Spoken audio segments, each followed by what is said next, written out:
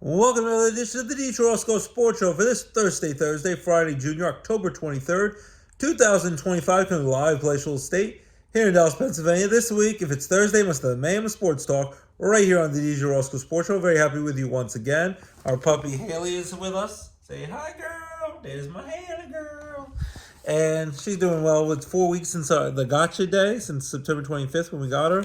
4 weeks ago on a Thursday, and very happy with our beautiful pup. Family's doing well. Celebrated my wife's birthday last week. We just say 29 the sequel. We don't say what it is in this house. And we also celebrate our 10th wedding anniversary. So that's exciting. So that's flying by. And this Sunday is my wife's grandma's, we call her Gigi, Eula's 95th birthday. So great milestone birthday. So happy birthday to Gigi. Happy birthday and many, many more. We love you very much. Kids made a sweet birthday card for her, and we're very excited to celebrate at some point this weekend. So we're very pumped, and there's the picture of the kids in the background and the wife and kids and all that. So we have a lot of great stuff to talk about. We're getting ready for Halloween, so it's spooky season with all the decorations and the haunted houses. Haley girl, do you like spooky season? She's like, woof woof. No, I don't think so. But no, we're ready. We're excited for Halloween and trick or treat.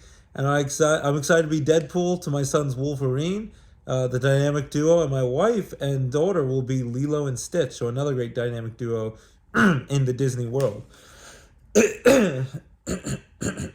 So a lot of good stuff. Hopefully you're pumped for Halloween, getting ready to trick or treat, and no one's gonna do anything crazy on Mischief Night with. Back in our day, I feel like an old timer with the people egging the houses and shaving cream and toilet paper and TP and all that great stuff. NHL and NBA, we'll talk about sports now. Regular seasons are back. Hooray! Hallelujah! Hallelujah! NBA kicked off its regular season this past Tuesday on NBC and Peacock. NBC having basketball for the first time in 23 years since 2002. Very excited. Michael Jordan even had a segment on the show, and there was Carmelo Anthony and Tracy McGrady. And a lot of great basketball players. I think Vince Carter was in the mix. Mike Tirico on the call, and Reggie Miller. So that was exciting. And the first game, it was a thriller. I think it went to, was it double overtime? The defending champion Oklahoma City Thunder came out victorious against the Houston Rockets, against their former star player, Kevin Durant. And then in the nightcap, unfortunately, LeBron James has the sciatica nerve that's been messed up in his back. He was out. Luka did the best he could, but Stephen Curry and the Golden State Warriors were victorious in LA. Last night,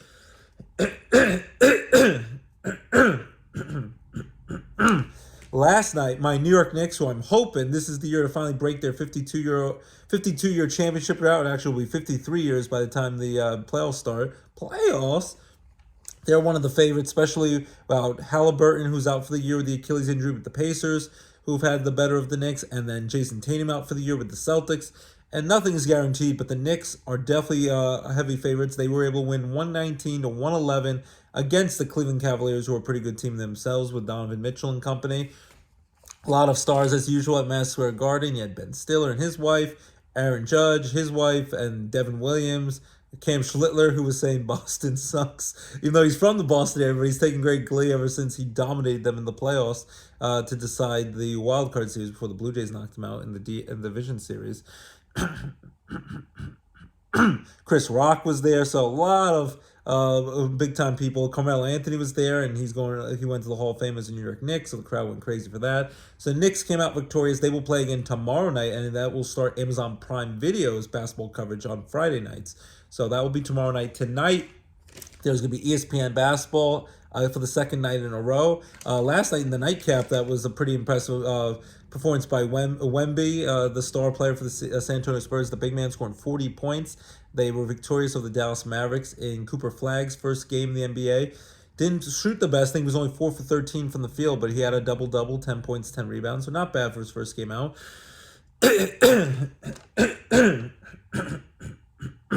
But San Antonio won that Battle of Texas. Tonight is more basketball coverage on ESPN and the ESPN app on Disney+.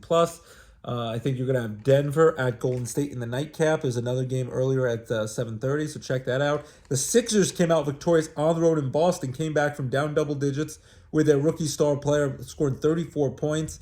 and Tyrese Maxey did well, and the Sixers came out on top by 1 point over the Boston Celtics. So congrats to the Philadelphia 76ers and my New York Knicks for getting wins in their first games of the season. The Brooklyn Nets, though, they stink. They got crushed last night by the Charlotte Hornets. So what's new? The Nets stink. So, but yeah, we're excited. Basketball is back in full force. Regular season basketball. Preseason ain't gonna cut it. We don't know much about it yet, but there's a crazy scandal going on brewing that came out this morning with alleged gambling ring in basketball. Chauncey Billups, the support and Trailblazer coach, apparently was arrested, and Terry Rozier, one of the players, and a few other people involved. So we don't know much about it yet. We'll talk about it further when we know, but craziness going on with that investigation about an alleged gambling ring in the NBA. Not the greatest way to start off what's supposed to be an exciting NBA season. So we'll let you know more about that. NHL hockey, we have the Penguins playing tonight.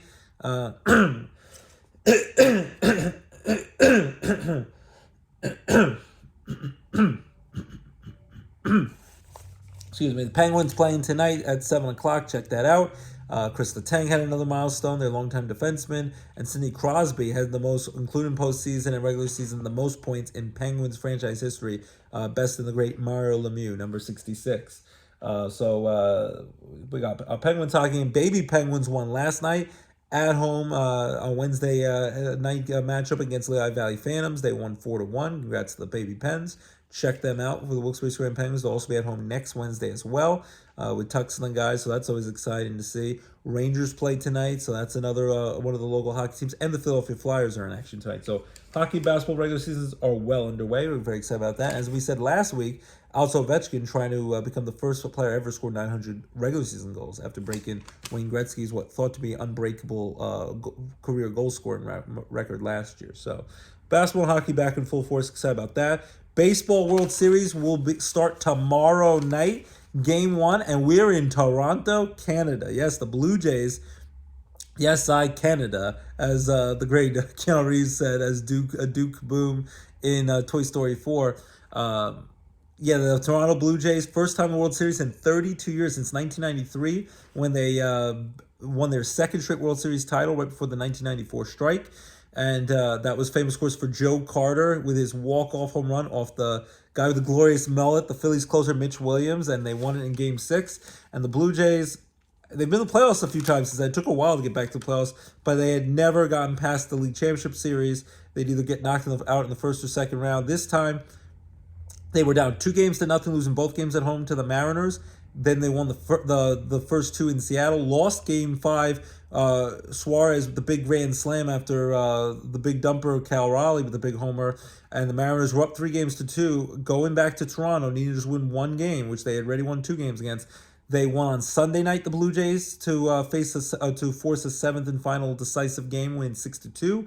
And then in Game 7, they were up 3-1, the Mariners, in the 7th inning. They pulled Brian Wu, who had been pitching pretty well as a starter this year, had some injuries, was pitching pretty well in relief, and probably should have left him in. They went with a very frequently used and abused reliever out there, just his arm was probably tired, and George Springer, who keeps coming up clutch in the playoffs, like he did with the Astros when they were allegedly cheated with the scandal. The cheated Astros still have to give away back that 2017 World Series championship against the Yankees and the ALCS and the Dodgers World Series. Still bothers me about that, and Altuve's MVP and the alleged buzzer use and all that. In 2019 with the Chapman home run walk-off.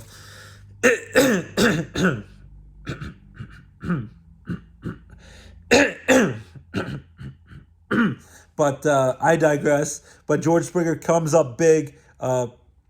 Leadoff walk hurt when Wu walked, and then Kiner Falefa, the former Pirate Yankee, gets the single. And then they switch pitchers, and then 3-run homer for George Springer coming up clutch. They end up taking the 4-3 lead. Hoffman, the former Philly reliever, closes out, and the Blue Jays are winning in front of their home crowd. First World Series appearance in 32 years. Donnie Baseball, Don Mattingly, one of my childhood idols, just like Derek Jeter. Don Mattingly had never been to a World Series before in his playing or coaching career.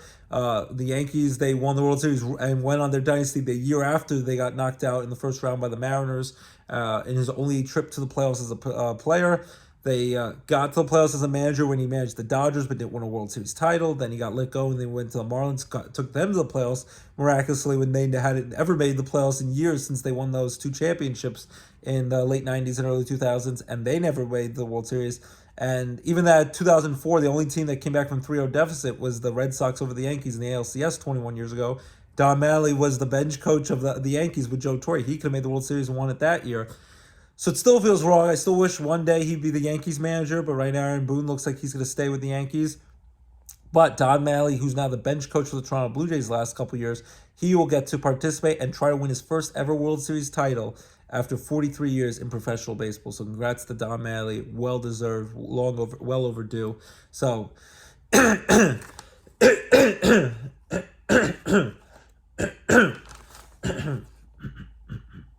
So the Blue Jays, congrats to them. Congrats to Canada. Great season by the Mariners. They fell short. Cal Raleigh will be right up there with Judge for potential win the AL MVP.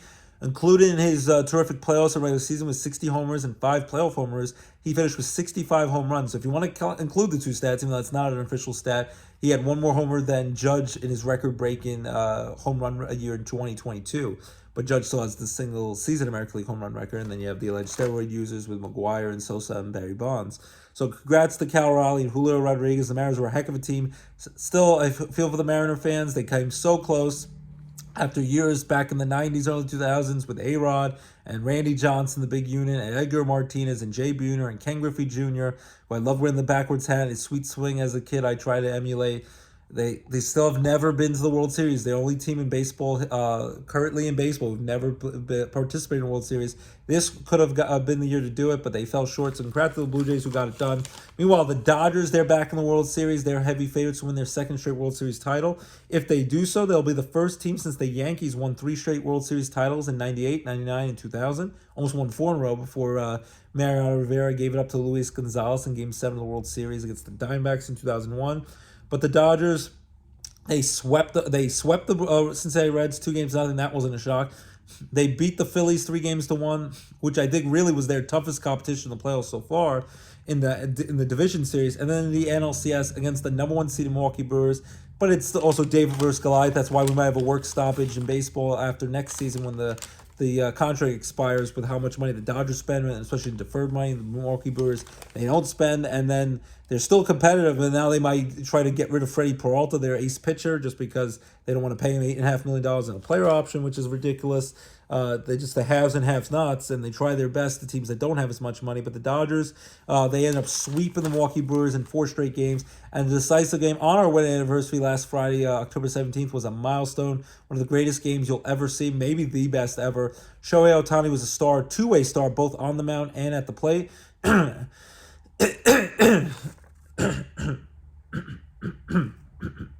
It would be just enough that he threw 6 shutout innings of 10 strikeout, dominant ball on the mound.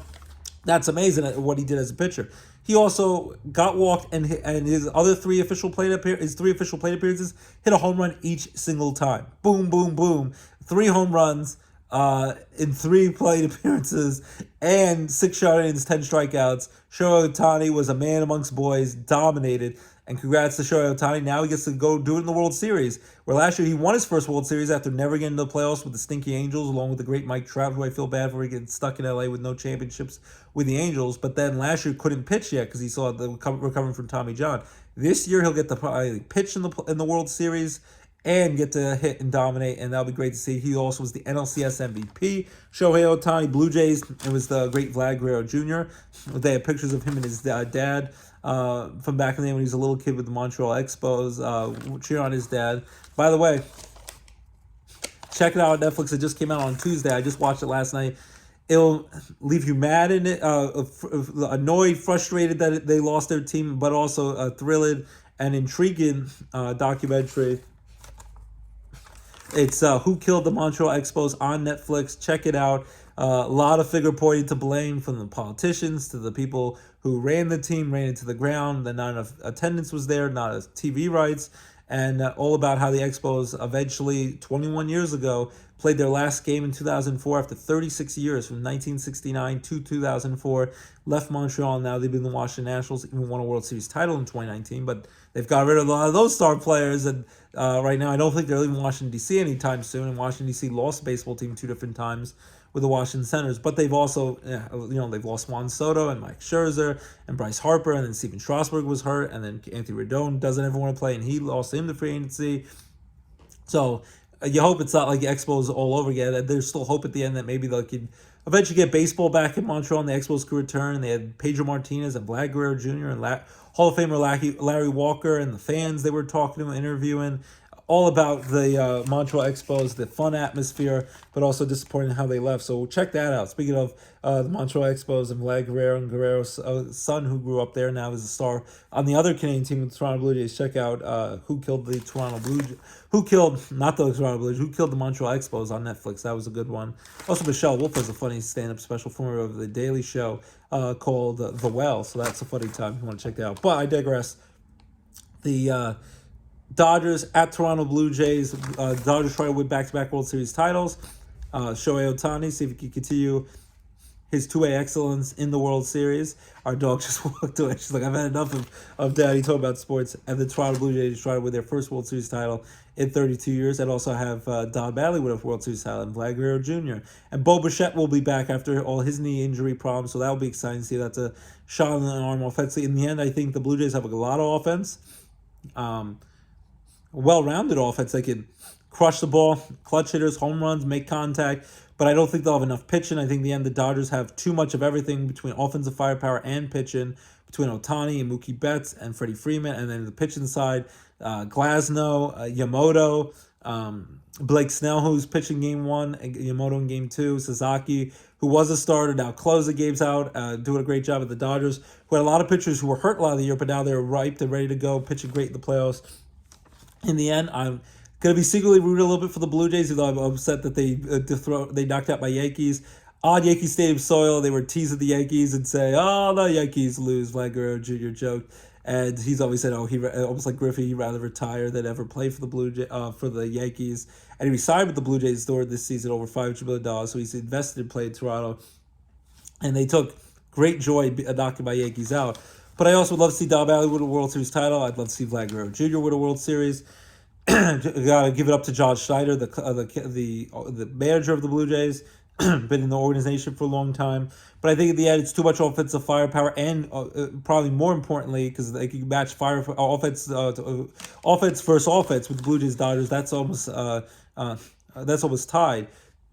But I think the pitching is not. I think both starters and relievers, Dodgers have too much. Blue Jays don't have enough. At times, they're going to have to maybe start an opener and a bullpen game. I'm going to go with the Dodgers to win the World Series in 6 games. I secretly root for the Blue Jays and a little bit of underdog, even though they spent a lot of money to win the World Series title.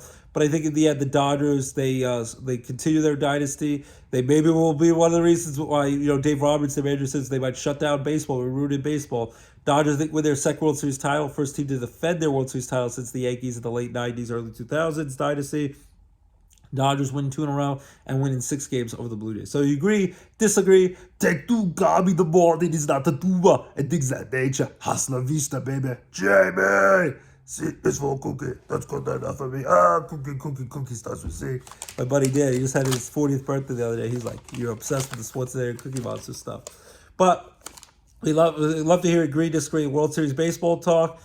And it gets underway tomorrow, as I said, the World Series. Game 1 is tomorrow in Toronto. The Blue Jays have home field advantage. Game 2 is also in Toronto on Saturday night. All the games are on Fox, 8 o'clock, 8:08 Eastern. Then they have a travel day off on Sunday with football you can focus on. And then Monday would be Game 3 in LA, because it would be Games 3, 4, and 5, if necessary, Game 5, because it's best of 7, whoever wins 4 games first. Game 3 in LA, Monday night on Fox. Game 4 in LA, Tuesday night in LA, then Game 5 if necessary in LA on Wednesday night. Then they'd be off Thursday. They'd come back Friday on Halloween. Spooky baseball on Halloween. next Friday, October 31st. That would be in Toronto. And then if it goes the distance, we'll get to play some November baseball, and that'd be next Saturday, November 1st, in Toronto for a 7th decisive game. I'd love to see it as a baseball fan because we have a long, cold, dark winter with no baseball. There's Dominican baseball in the Dominican Republic, and there's baseball in Australia, and in different parts of the country, but it's still not the same as Major League Baseball and cheering on playoffs and Yankees and all that great stuff. But the world, we have free agency coming before you know it, and the winter meetings, and then the World Baseball Classic will get underway in March, and Aaron Judge is the captain of Team USA, so that'll be exciting. All the baseball stars doing that. And then before you know it, March will be opening day, and the Yankees will take on the San Francisco Giants in a Netflix exclusive baseball game in March. So, but we'll have some time without baseball. So as a diehard baseball fan, it's a cold, very brutal winter that does not look forward to without baseball. But very excited to enjoy the World Series. And then counting down the days to pitchers and catchers like the sick pup I am. My wife says, "You're obsessed with baseball. I can't wait till pitchers and catchers report." And I feel alive again, and it's warm and nice, and we get to enjoy some baseball this spring, and also Rail Rider baseball locally. So enjoy the World Series. I'm picking Dodgers to beat the Blue Jays in 6 games. As I said, hockey and basketball regular seasons are back. That's exciting. College football, I want to quickly mention Penn State lost their 4th in a row, lost by 1 point last Saturday to Iowa. They're now 3-4. They're under their new head interim coach, Terry Smith. James Franklin was on ESPN College Game Day. At some point, he'll get a new job. We'll see what happens after his $50 million buyout. But he says, we'll just win a national title elsewhere. But you got to beat the good teams, though, which he had trouble doing. But still did well with Penn State. Would take them to a high bowl game or playoff game, playoffs a good amount, and won 10 games almost every year. So still kudos to James Franklin doing a good job. But they just didn't think he was quite good enough to get over the hump. So he's gone, and they lost a heartbreaker to Iowa this week on the road. They're 3-4. They're off this week, and then they'll come back. It's a tough schedule. That's why I don't think they're even going to make a bowl game this year unless they win their last 3 games, because they have to play next Saturday, November 1st, at Ohio State, number 1 ranked team in the country, defending national champions. That's not going to go well. Ohio State will easily win that. And then the following week, the number 2 ranked team in the country, who just beat Oregon, the Indiana Hoosiers, who just signed their big-time coach for extension, over $11 million a year. So Penn State's not going to be able to get him when they go for their big game hunting for a big-time coach this offseason.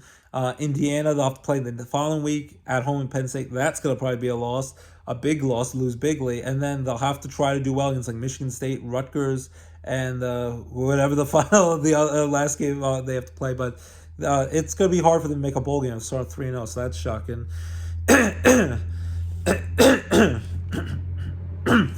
Pitt Panthers, congrats to them. They've won 3 in a row. They were on the road last week in Syracuse in the Dome, at Carrier Dome in Syracuse. They beat Syracuse handily, so Pitt Panthers are doing well. Notre Dame, after losing the first 2 games of the season, they've won 5 in a row. They just beat at home USC by 10 points. They're off this week as well, just like Penn State. They'll be back in action next Saturday on the road against Boston College, who I think is only 1-6, so they should easily win that game. If they win out, whether you like it or love it, they think they get the preferential treatment without having to play in a conference for college football.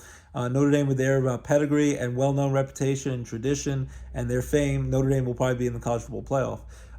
Alabama's getting hot. They just won again over the weekend against Tennessee. Georgia beat Ole Miss late. They did well. So college football is fun, exciting games, and just keep it enjoy the college football. Enjoy the Chad Powers Show, which is also showing some college football action on Hulu and Disney Plus every Tuesday with Glenn Powell. So that's been a fun show to watch as Chad Powers dominated the college football scene. So I've been watching that every Tuesday. So before we get into, that's college football talk, basketball, hockey, baseball. Before we quickly get into the NFL Week 18 matchup, I just want to quickly talk about TV shows. As I said, watch Chad Powers. Tulsa King every Sunday on Paramount Plus with Sly Stallone, great time. Samuel L. Jackson will be in that soon. The Chair Company, another funny show with Tim Robinson on Sunday nights on HBO Max. Weapons, the thriller horror movie just in time for Halloween that came out this past August, that will be available on HBO Max tomorrow, starting Fridays. I can't wait to see that for some spooky action. And starting today, Netflix Season 2 of their big-time hit show, Nobody Wants This, debuts today. Kristen Bell. You have Adam Brody, as everyone calls the hot Jewish rabbi. I am not a hot Jewish rabbi. I'm an ugly wannabe Jewish rabbi, or Jewish sportscaster, I should say. But my wife and I are looking forward to see Nobody Wants This Season 2. Check that out on Netflix. As I said, Michelle Wolf, funny stay-up special, Netflix, The Well, and Who Killed the Montreal Expos, Netflix documentary. Check that out as well. So we did that. All right, so so now, without any further ado, oh, and then this weekend we forgot to mention the movie theaters. Bruce Springsteen's movie, Deliver Us from Nowhere, with Jeremy Allen White, who used to be in the Shameless Show, now of course famously on The Bear, the Chef Show. That comes out this Friday. It was supposed to be great as Bruce Springsteen in that movie, and that biopic movie that comes out this Friday, and then bunch of other shows and movies to look forward to. Good Fortune with Keanu Reeves and Seth Rogen as Aziz Ansari. That came out last week. And so did the horror movie Black Phone 2. So some creepy movies getting ready for Halloween season. And then check out Weapons. That's going to be scary on HBO Max. But yeah, the Bruce Springsteen documentary looks, not documentary, the biopic movie looks good. Martin Scorsese documentary, and then Ben Stiller's parents documentary with Jerry Stiller. The great Frank Costanza and his wife documentary on Apple TV, and the Martin Scorsese documentary on Apple TV. Check that out. So, without any further ado, here is my Week 8. How is the season flying by this quickly? It's flying by. Week 8 of the NFL schedule, and here we go. We have 13 matchups this week because we have 6 teams, a record for so far this season. 6 teams who have bye weeks off this week. The Arizona Cardinals, who have lost 5 straight games. They're 2-5. They have a week off. Kyler Murray hopefully will be back after the break with his injury. The Detroit Lions have been playing great. They're 5-2. They just crushed the Tampa Bay Buccaneers 24-9 on Monday Night Football at home in Detroit last week against probable MVP Baker Mayfield. Lions 5-2, doing well. Bounced back after losing the Chiefs the week before on Sunday Night Football. The Jaguars, after starting the year 4-1, they've lost 2 in a row. They lost in London, got crushed by the Rams last Sunday morning. They're 4-3. They're off. The Raiders are 2-5. They just got crushed 31-0 to their rival Chiefs on the road in KC last week. They're getting a much-needed week off at 2-5. LA Rams are 5-2. They've won 2 straight, and again after they crushed the Jaguars in London. And the last team that's off, the Seattle Seahawks, they're 5-2. They've won 2 straight as well, and they just beat the Houston Texans at home in Seattle, 27-19 in the nightcap 10 o'clock Eastern Time Monday Night Football game. So those are the teams that are off. So now the 13 matchups for this Sunday, Week 8, starts tonight. It kicks off tonight, Thursday Night Football, 8:15 p.m. on Amazon Prime Video. You got the Minnesota Vikings at the LA Chargers in La La Land in LA. The Vikings, they lost at home in a close one, 28-22 last week to the Eagles. The Eagles bounced back in a big way after losing 2 in a row, losing to the Giants and the Broncos the week before that. Vikings, they're competitive these games, and their coach Kevin O'Connell does a good job. They're having to still play without J.J. McCarthy. Carson Wentz doing a decent job, but he was running for his life against his former Eagle team. The pass rush was intense. And then the Chargers just got beat up by the Indianapolis Colts last week. Daniel Jones still having a MVP caliber season. So the Vikings coming off a tough loss. They're 3-3. Chargers are 4-3. Game in LA. The Vikings have not won a road Thursday Night Football game in almost 50 years, which is nuts. It's since 1978, which is hard to fathom. They've won at home, but not on the road on a Thursday Night Football game. So tough one to pick. But I'm going to still go with the Chargers. I think Carson Wentz, the Vikings, they've been playing decently. They have some firepower with Jefferson at wide receiver. And they'll make it competitive. Kevin O'Connell, he gets his team prepared to go. And Carson Wentz is surprising some people, showing that he's a decent backup and pretty good backup and a decent starter in a pinch. But I think the LA Chargers with Harbaugh and Herbert in company, they're going to bounce back in a big way at home tonight. They will win. I'll go 30-20 tonight at home in LA. So that's a big win for them. Then Sunday, October 26th for Gigi's birthday, our Grandma Eula's. 7 early 1 p.m. games. The 1-6 Miami Dolphins. They've lost 3 straight. They're getting embarrassed last week in the rain and crappy conditions. They got destroyed on the road by the Cleveland Browns. They will take on the Atlanta Falcons, who are 3-3 on CBS at 1 o'clock. It's not good for the Dolphins. They're getting beat up by everyone. The only game they've won this year is against my stinky Jets, which probably shouldn't even count because that's like beating up a Pee-wee football team. And in that game, they lost their star receiver, Tyreek Hill. Tua seems to regress at quarterback now, 5-6 years in. He's struggling. McDaniel, their once considered offensive genius coach, he looks like he's about to get fired any moment now. And it's just not. It doesn't help. He looks aloof out there, like he doesn't care. I'm sure he does care, but the Dolphins are a train wreck. They're about to lose their fourth in a row. I think the Falcons. I know Michael Penix Jr. They're worried about his knee if he'll be playing, but I think either way, the Dolphins aren't beating anyone unless it's the Jets. They do play the Jets one more time this year in New York. Maybe they'll win that game. Maybe they're both wins will be against my Pee Wee JTS Jets. But I'm going to go with the Falcons to win this game and improve to 4-3. At home in Atlanta, tough place to play. Atlanta's at least is competitive most of their games. The Dolphins are a train wreck, so I think the Dolphins fall to 1-7. I wouldn't be shocked if McDaniel gets fired. 1 o'clock, the Chicago Bears at the Baltimore Ravens. The Ravens come off a bye week. They're 1-5. Hopefully Lamar Jackson was able to practice later in the week. They desperately need to win, and they are supposed to have a weak schedule in the second half. But the Ravens have put themselves in a corner, struggling even when Lamar Jackson was healthy, and then going off the deep end, whoosh, nosedive as soon as Lamar Jackson got hurt the hamstring. You would give them a chance at home in Baltimore if Lamar is pretty healthy and can survive out there, and the offensive line can protect him. The Bears, they after starting off 0-2, they've won 4 straight. Ben Johnson, their rookie offensive-minded coach, who used to be the offensive coordinator of the Detroit Lions. Caleb Williams, the Bears, they're starting to click offensively, and they're 4-2. So I give the Bears a chance, but I'm going to say the Ravens, if not now, then when, my mom would say that when she bought her Mustang midlife crisis car back in the day that I eventually bought off her. I think the Ravens win this game. Need to win 2-5. I think they'll go. If Lamar Jackson's not healthy or can't complete the game, they don't win this game. But if Lamar's healthy, I think they find a way to win close against the red hot Bears. Don't underestimate the Bears. The Bears are going to give it their best effort, but at home, Baltimore, if Lamar Jackson's healthy, I'll go with the Ravens winning 23-16 over the Bears. Buffalo Bills, 4-2, coming off a bye week, but have lost 2 straight, including when they lost to the Falcons Monday Night Football a little over a week ago. They desperately need to win after everyone thought, and I still think the Bills are going to beat the Eagles in Super Bowl 60 this year. And they lost to the Patriots the week before that. Patriots are in first place in their division after the Bills have dominated 5 years in a row, winning that division since Brady left New England to Tampa Bay. Buffalo Bills at the Carolina Panthers. The Panthers, they've actually won 3 straight games, but again, one of their wins was against my stinky Jets, who if they had any proficient quarterback out there, the Jets should have won. The Panthers beat the Jets 13-6 on the road in Jersey last week. So the Panthers 4-3 after starting off 1-3. They've won 3 in a row.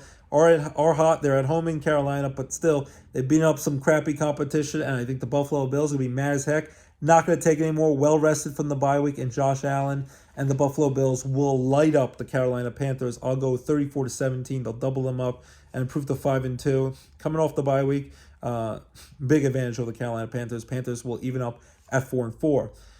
Then at 1 o'clock on CBS, my stinky 0-7 Jets, the only winless team in the NFL, at the Cincinnati Bengals, who are 3-4. They won a thriller 33-31 in the Icy Hot Bowl, Old Man Bowl last Thursday night. Turned out to be a thriller. Both Aaron Rodgers played great through what could have been the winning touchdown to Pat Freiermuth late in that game. But with only 2 minutes to go, the Steelers defense couldn't stop the ageless Joe Flacco, the former Raven star quarterback. Just threw the ball downfield, got them in field goal range, and they got the winning field goal late. And then Aaron Rodgers threw the desperation Hail Mary that he threw almost 70 yards in the air at almost 42 years old. But Joe Flacco, 40 years old, going to be 41 in January, and he is playing pretty well and gives the Bengals a chance with Jamar Chase and T. Higgins and their offensive firepower until Joe Burrow hopefully can come back in December. Big upgrade over Jake Browning, who was struggling after in the past did pretty well as a back quarterback for the Bengals. So you give the Bengals a pretty good chance at home in Cincinnati with all those offensive weapons, and the Jets are just a train wreck. They probably want to start Tyrod Taylor after benching Justin Fields at quarterback at the end of the first half last week. Their own owner, Woody Johnson, who should just sell the team, and he badmouthed Justin Fields, who they're paying $20 million a year, 2 years, $40 million a year. He's not the answer, but a lot of people aren't the answer when they come to the Jets. So Justin Fields is caught up in the crosshairs being on the Jets. Sam Darnold struggled with the Jets. He's done well since leaving.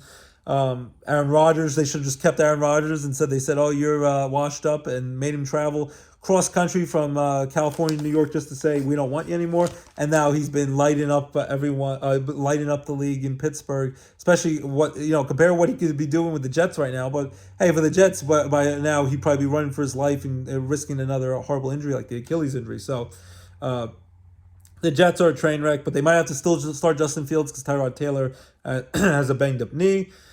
But he's not going to have any confidence right now because the owner has badmouthed badmouthed him. And even Aaron Glenn, the first year coach, I like the guy. He was a great defensive coordinator for the Detroit Lions, great player for the Jets. He's being all coy with the media. Is like, I know who the quarterback is. We're gonna have some quarterback. Obviously we're gonna have a quarterback out there to play on Sunday, but I won't tell you who. The media playing cat and mouse games. If they go winless, he's gonna get fired, Aaron Glenn, even if he doesn't deserve it. Their owner Woody Johnson gave credit to Aaron Glenn for doing a decent job, but destroyed and poo-pooed Justin Fields at quarterback. But the Jets struggling 0-7. I'm gonna go with the Bengals here. Joe Flacco, offensive firepower, and the Jets being dysfunctional, can't do anything offensively. The defense is holding the offense.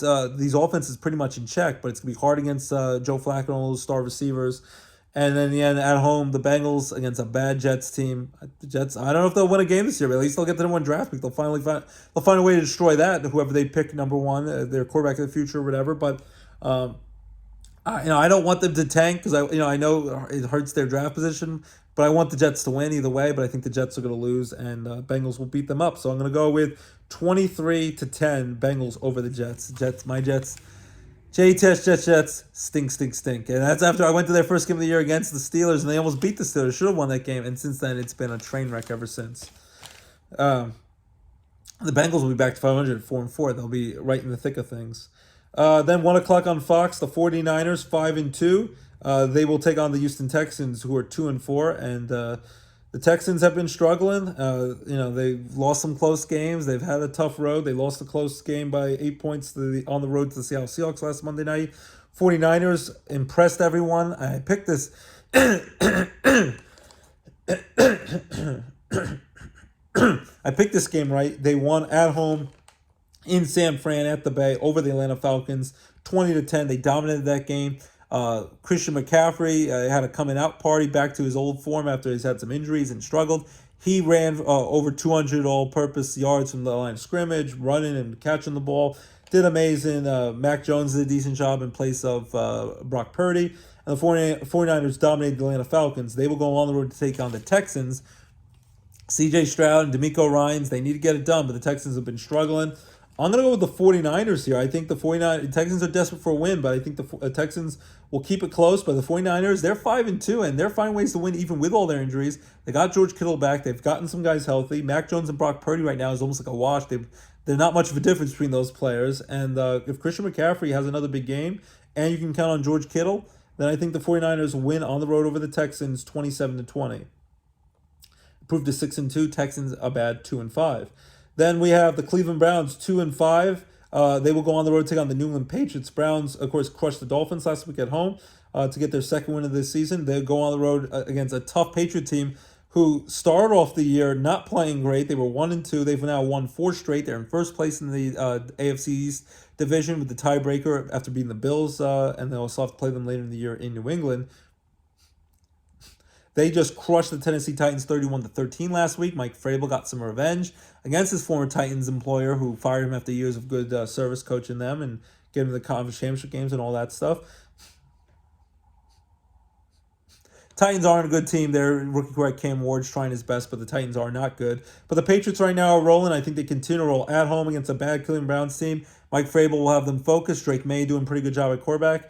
Hunter Henry and Stephon Diggs and company. Patriots will prove to 6-2. They'll crush the Cleveland Browns, win bigly, 37-13. Then for the last of the early games, it's a rematch from just 2 weeks ago on Thursday Night Football. You got the New York Giants, who are 2-5, at the division rival, NFC East division rival, Philadelphia Eagles, 1 o'clock on Fox. The Giants blew a 19-0 lead. They were in the early fourth quarter. They were shutting out the Broncos. The Broncos come back, win 33-32 at home in Denver in the Mile High Air. Giants should have won that game. 2 missed extra points. They cut that kicker, cost the Giants, and then they have a late touchdown by Jackson Dart, the rookie star quarterback, and along with Skidabo. their star running back, who was at the Knicks home opener last night, at running back from Arizona State, who was just a freight train and running people over. Giants have a lot of optimism from that, but Brian Dable's Giants, they missed the extra point after scoring a late touchdown, and then the Broncos got down the field pretty quick and kicked a walk-off field goal to win by 1 point, and the Giants lose a heartbreaker that they were dominating. They blew a 19-0 shutout lead in the last quarter. Giants were able to crush the Eagles last Thursday night 2 weeks ago. Eagles will be looking for revenge at home in Philly after coming off a nice win on the road against the Vikings. Can the Lightning strike twice? With Jackson Dart and Skaterbo, I give the Giants a chance, but they also have to need the other things to come through. The kicker needs to be good. The defense needs to be good. And I think the game will be close. But I'd be shocked if the Giants win both games and sweep their division rival Eagles. I think the Super Bowl champion Eagles are too talented. They'll be focused. Jalen Hurts even started to pass the ball downfield to Devontae Smith and A.J. Brown in big games.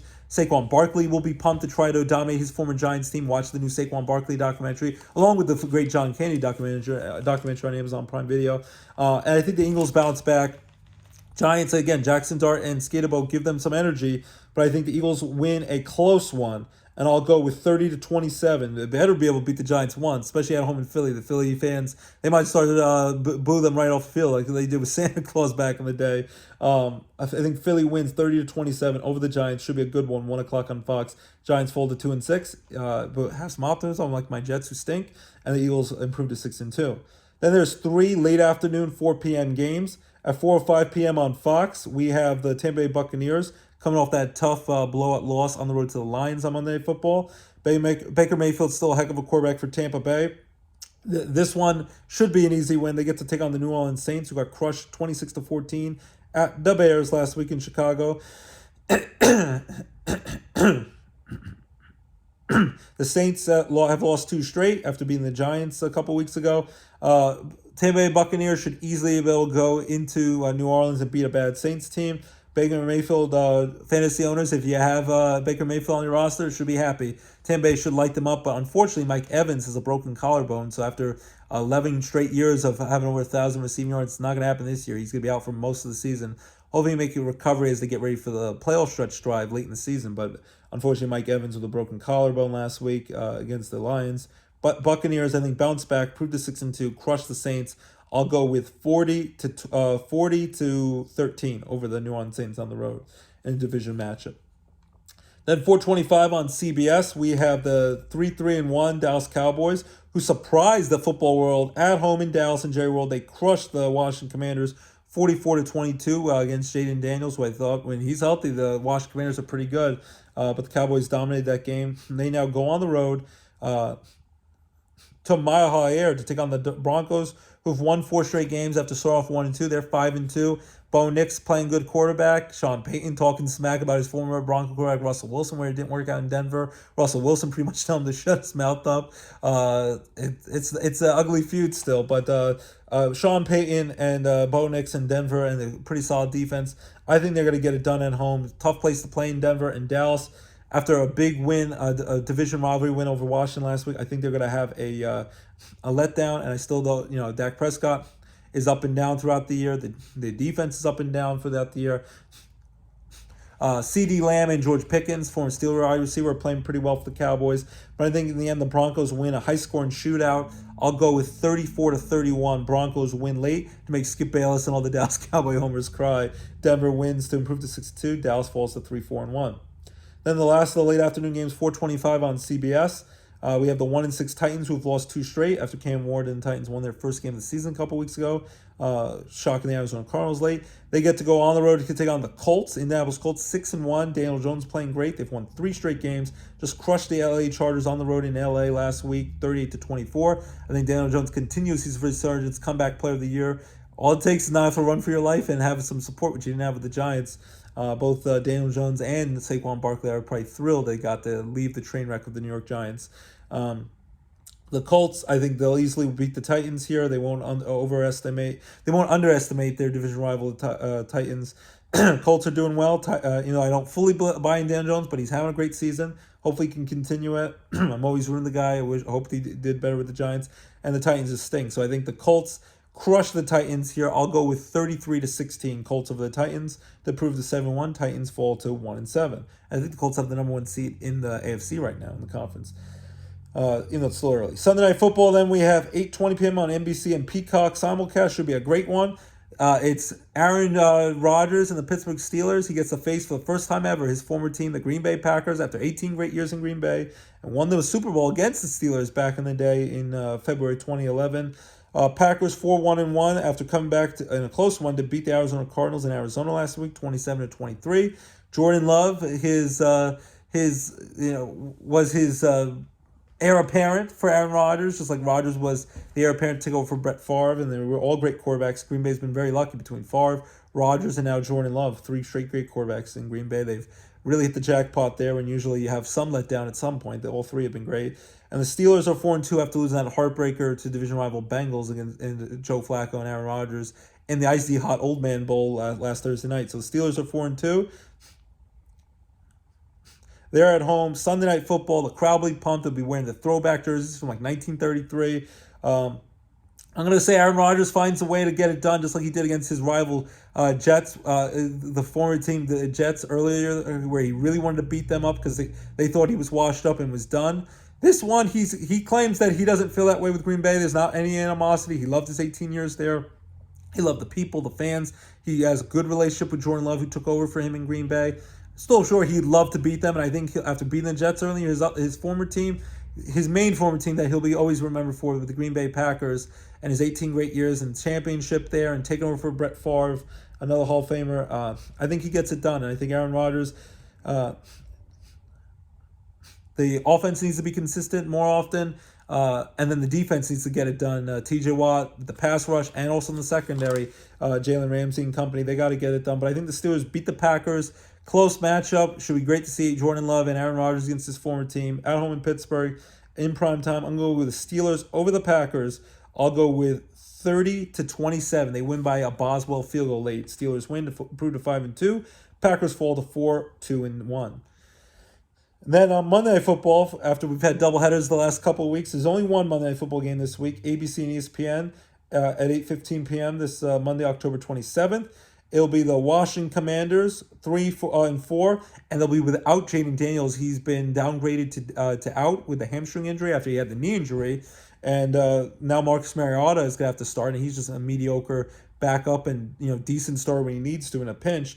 Of course, they just lost to Dallas on the road, 44-22 last week. They've lost 2 straight after losing the Bears in a heartbreak the week before at home in Washington on Monday night, and now they will go on the road to take on the Kansas City Chiefs, who are starting to get hot.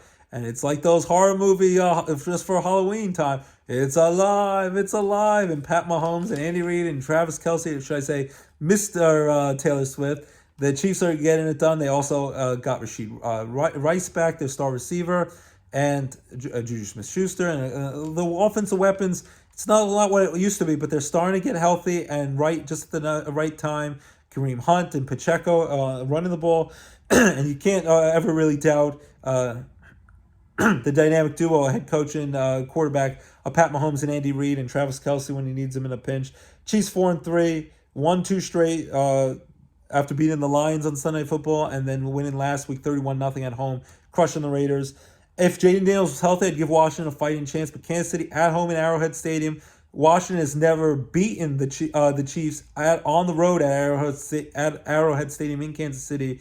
And they don't play each other every year, but they've had enough chances, and they have not beaten them. With Marcus Mariota and without Jaden Daniels, the Chiefs will be focused, and I think they get it done.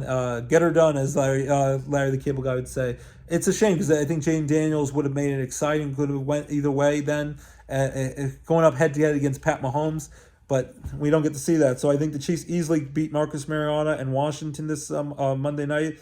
Chiefs, they still don't score a ton of points. But I'll say the Chiefs beat the Washington Commanders 27-17, then improved to 5-3, and Washington falls to 3-5. Hopefully, Jaden Daniels makes a speedy recovery. So again, my Week 8 NFL picks, including tonight on Thursday Night Football. I'll have Chargers over the Vikings, and on Sunday for the early games, I have Falcons crush the Dolphins. I have Ravens desperately need a win, beating the Bears at home. Bills crushed the Panthers off the bye week. My Jets stay winless. Bengals, Joe Flacco crushed the Jets. 49ers on the road beat the Texans. Patriots beat the Browns to stay first place in division. Eagles beat the Giants in a close division rivalry matchup.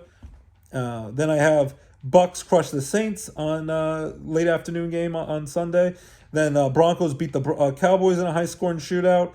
Colts crush the Titans. They win bigly. On Sunday Night Football, we have Steelers and Aaron Rodgers getting revenge, beating the Packers in a close one on a Boswell field goal. And the Chiefs and Pat Mahomes get a big win over Washington Commanders without Jaden Daniels, and the Chiefs win. So those are my Week 8 NFL picks. Agree, disagree, we'd love to hear from you. Take two, call me in the morning, get down, and things of that nature. We love to hear from you. Those are my Week 8 NFL picks. So all that great stuff. So that's NFL talk, college football talk. Penn State and Notre Dame are off this week. Thank God, as a Penn State fan, we don't have to watch them play bad. Hopefully, at some point, they get better and they get a good coach in there. Notre Dame playing well. We're probably going to go to the playoffs. They keep it up. But hockey, basketball regular seasons are back. Knicks, maybe they can win a title this year, break their 52, almost 53-year title drought. So the Knicks looking great so far. Philly got a win for the Sixers. Hockey, basketball, baseball, World Series. Dodgers and Shohei Ohtani win their second straight World Series title. I have them beating the Blue Jays in 6 games. Would love to see Donnie Baseball and Vlad Guerrero and Bo Bichette back from his knee injury win a World Series, though. And all the NFL great talk. So enjoy the NFL football. Enjoy the World Series baseball. Playoffs, hockey, basketball return, college football, the scary movies, the funny shows. Happy 95th birthday to Gigi. And I'm going to sing a song quickly to wrap up for my beautiful wife, Abby. Love you all my heart. Married 10 years to you. Love of my life. And Lorelai, my beautiful daughter. And my handsome son, LJ. So proud of you guys. Finished off a great football and cheerleading season and soccer seasons. Getting your medals. And I'm going to sing Rick Roll. Never going to give you up. Never going to let you down. I used to have red ginger hair like Rick Astley. Never run around and desert you. Never going to make you cry. We never going to say goodbye. Never going to tell a lie and hurt you. Never going to give you up. Never give you up. Love you, Abby. Love you, Lorelai. Love you, Aldrin. And love you guys for tuning each and every week to the DJ Roscoe Sports Show. Your home for all your great sports and entertainment talk right here on the DJ Roscoe Sports Show. Have a great weekend. Stay warm. It's a little cold and chilly-willy out there as you get ready for Halloween season and all that great stuff and pumpkin patches and spooky haunted hall and Nanacoke or Reaper's Revenge. Have a great weekend. And by the way, I'll have a high school football game for Times Leader this Friday. I'll be covering Berwick at Tunkhannock for the Week 10 regular season finale. High school football's already over. Halloween starts the playoffs next week. Berwick tries to have their first undefeated regular season since 2013. CJ Curry, who I think is the grandson of the legendary George Curry, who coached Berwick so many great years, he has them red hot. They have this star senior running back Wilkerson, who I covered in Week 1, crushing Lake Lehman Black Knights in that game, who's already ran for over 2,000 yards and 30 touchdowns, and he has a chance to break many records in the final regular season game of the year this Friday night. So I'll be covering that game, and it'll be in the my article will be in the Saturday Times Leader newspaper edition. Check it out, and my post-game interview, maybe with Wilkerson after the game, or their head coach Curry, as they try to go into to the playoffs undefeated, and they take on the 4-5 Tunkhannock Tigers.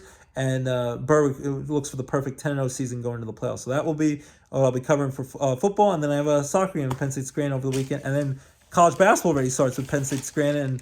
And main Division I college basketball will be starting up really soon. So can't wait for that. So keep it locked. DJ Roscoe Sports Show. Enjoy World Series baseball. Enjoy the football, college and NFL, basketball and hockey back. And spooky movies, and keep it locked. DJ Roscoe Sports Show, your home for all your great sports and entertainment talk, right here on DJ Roscoe Sports Show. Happy 95th birthday to Grandma, to Gigi Eula, and we'll see you next week. Love you guys. Bye-bye.